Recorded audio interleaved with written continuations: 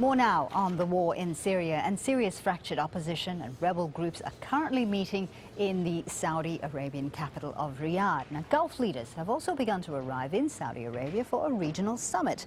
They too will be seeking to agree on a unified position on the war in Syria. Let's speak now to Khaled, who is an assistant professor at Al Faisal University and a senior columnist for the Saudi Gazette. He joins us live from Jeddah.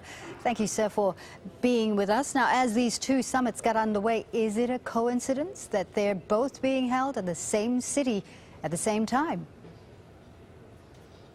No, I don't think it's a coincidence. I think it's meant to be, because who is supporting the Syrian cause? It's mostly the Arab states of the Gulf, and that's one of the major subjects they are discussing today, is how to support Syria and help the Syrian get out of this quagmire and find a peaceful solution to their problems, and get them to agree on one voice and on one committee to represent them.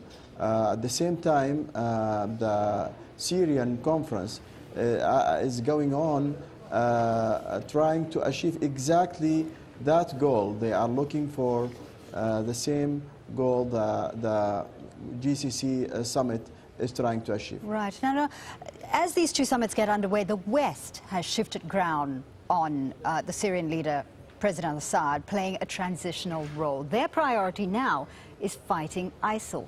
Does this now mean that the leaders of the GCC, as well as the Syrian opposition, will have to compromise on their demand that the Syrian leader be removed before peace talks are held? Some of the members who are participating are saying exactly that the Syrian leader doesn't have to leave now. But everyone is agreeing that he has to leave at one point or another. So it's just when and how.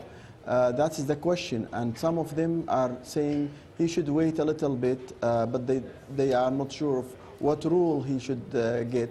Others are saying, no, he should leave before the transitional period and should have no role at all. So that's for them to decide. I mean, Saudi Arabia is supporting, is providing the venue, but it's not intervening in their discussions and their decisions. Well, let me then just ask you this. Which is a priority then for the GCC leaders, and indeed for the Syrian opposition members that are meeting in Riyadh as well? Which is more of a priority?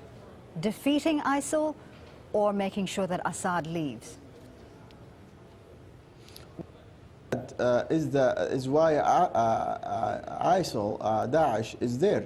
He was the one who allowed them for a couple of years to grow and prosper, and hardly ever they have a conflict with the Syrian government. In fact, I believe they are alliance.